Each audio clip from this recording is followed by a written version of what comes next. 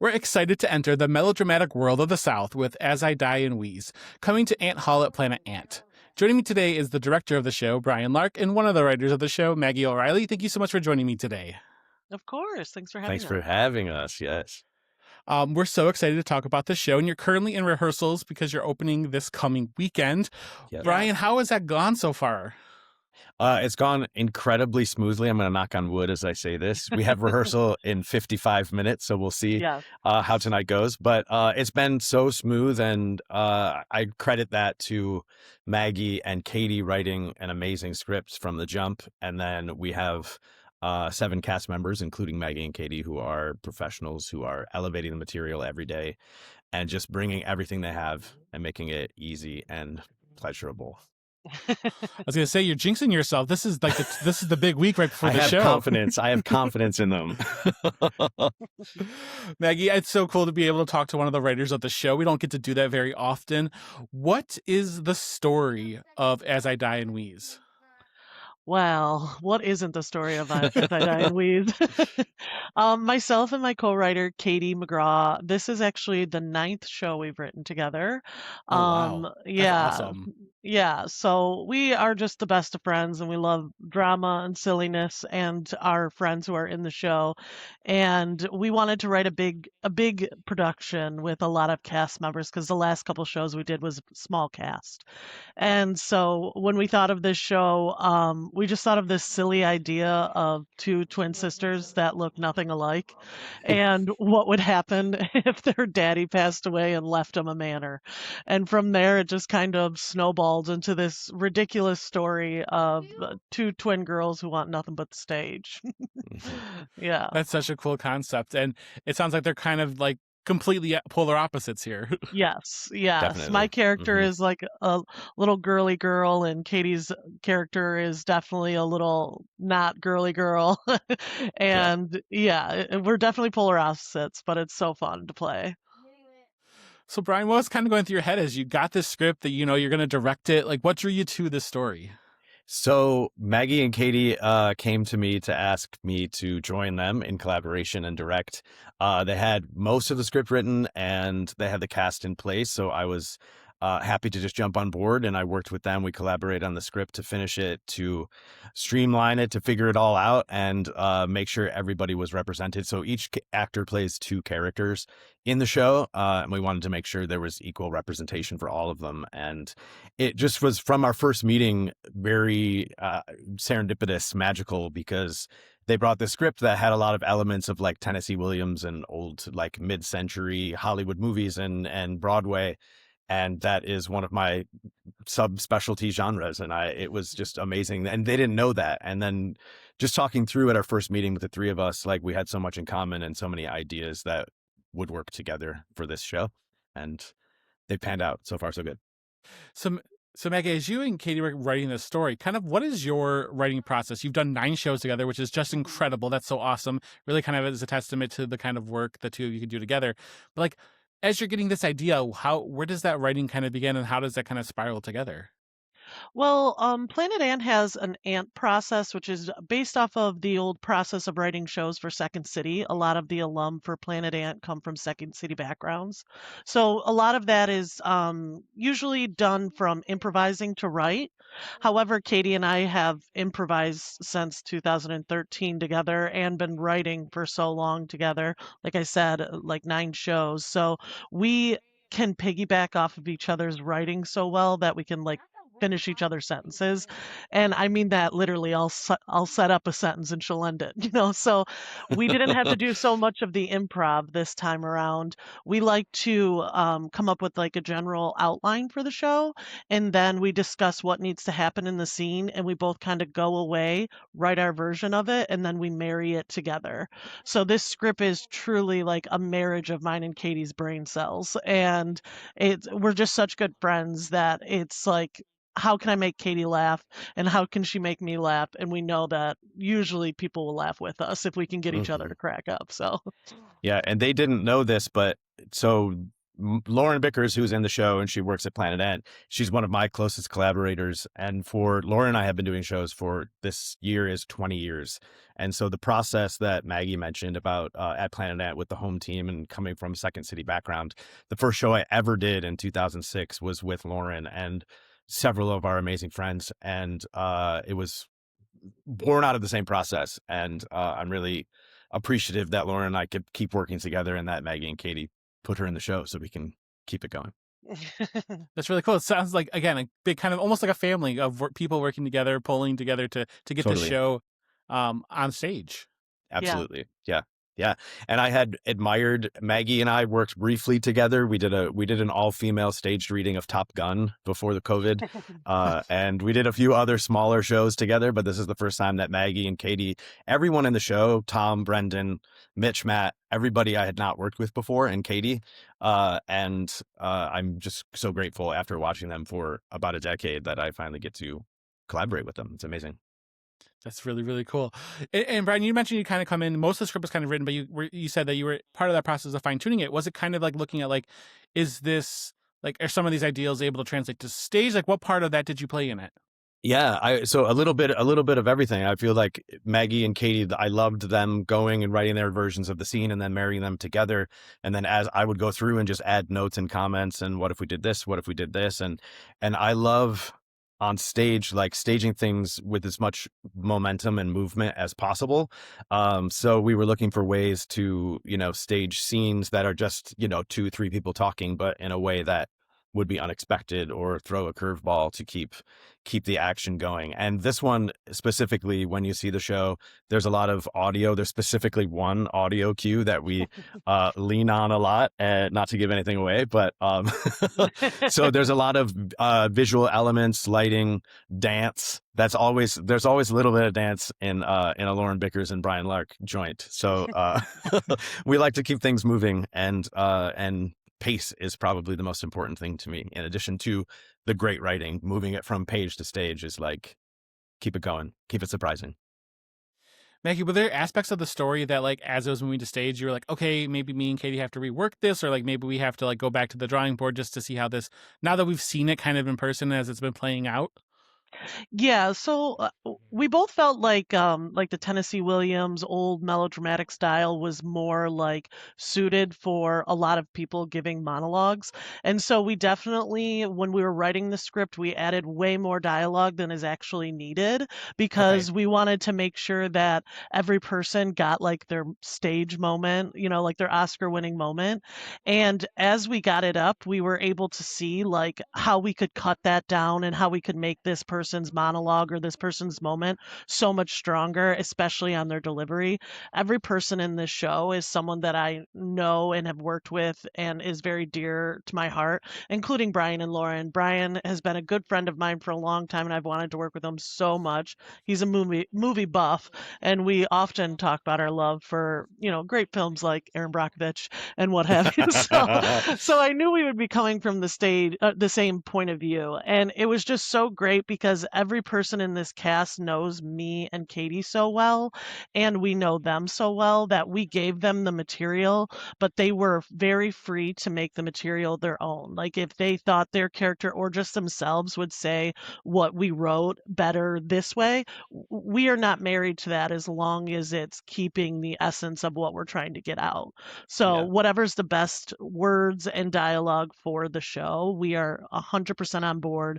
It doesn't have to necessarily come from us, just as long as our thoughts and ideas are represented up there. And every last one of them were so generous with making sure that that was possible.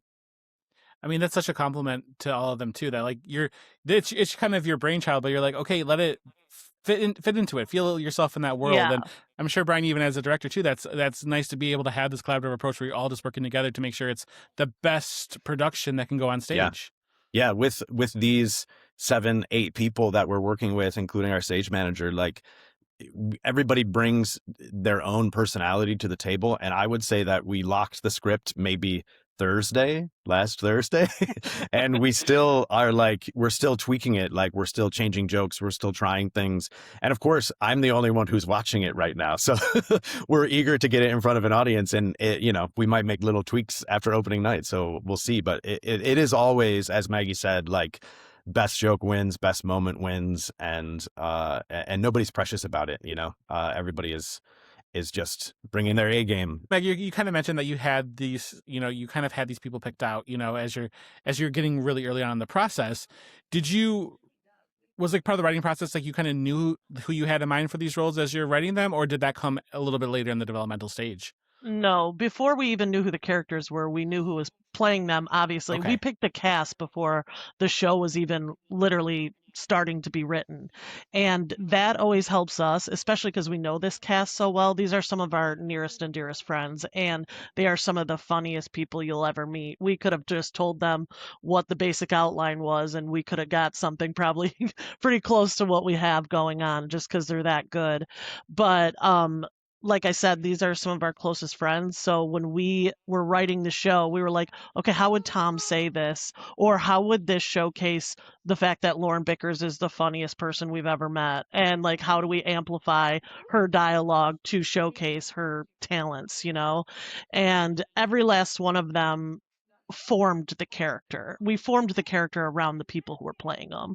And we were like, okay, Brendan's in the South. This is going to be Brendan in the South, And so it was just so fun because I love every one of these people so, so much. And it's so fun to watch them all play these characters and really bring them to life. That's really awesome. And you get to play double duty. You're acting and you're also a writer. What is that like too? Like getting to step into the world that you've written and that you've brought to life. Well, it's sometimes very challenging to write and be in the show because you're trying to like keep your words that you wrote and like all of that, but Bryan is an absolute pro and has made it so easy and so lovely to be able to be like, okay, here's the script, I'm going to play in this show, now I'm handing it off to you and just direct me, and that is like such a joy to like completely be like, I'm confident that this person will take care of me both on and off stage to where I can truly let myself go and like bend into this character, and I love performing, I love writing, and being able to do that so freely with this group is just, it's awesome. Bryan, while that is a huge honor too, does it come with a little bit of pressure of being like, okay, you're being handed this baby and be like, okay, now bring it to life, Yeah, there's always pressure, but I love it. I thrive on it. I just want to, make the words that they've written and they've sweated over for the last couple months look and feel as good as possible. And so much of what I think makes a good show is commitment, and the commitment of these 7 people is over the moon, over the top. And I'm an actor as well, and I'm jealous that I'm not in this world sometimes. And I as Maggie will attest, I often will direct them in a Southern dialect because I just can't I can't fight it. I got to do bits too, But yeah, I'm grateful. I'm so grateful to have been asked. I haven't directed much in the last few years, and just it's always a pleasure and an honor for someone to approach you and trust you to do this. And I'm looking forward to seeing it and unveiling it to the world. As with the accent, Bryan, you're just trying to make sure that it's authentic as possible. Exactly. That's exactly right. Authentic, we're trying sure. to Accurate, not so much. No, absolutely not. Authentic, yeah. Who knows where in the South these dialects are coming from, but or everyone's when. from all over, or when. Exactly. So, Bryan, it's being described as a melodramedy. How do you feel like you're balancing those tones as you're bringing the show to life? It is always, I mean, it's a comedy. It's a hard comedy, but that's where the commitment comes in, because I feel like there are these moments, and I always try to inspire the actors to find those moments where there is reality and there is these grounded moments of, it's a family drama. So there's family secrets and there's people betraying each other. And trying to seduce to each other and lie to each other. And so they're all it's the foundation is these human emotions, and they do their silly little dances on top of it, metaphorically and realistically. Truly.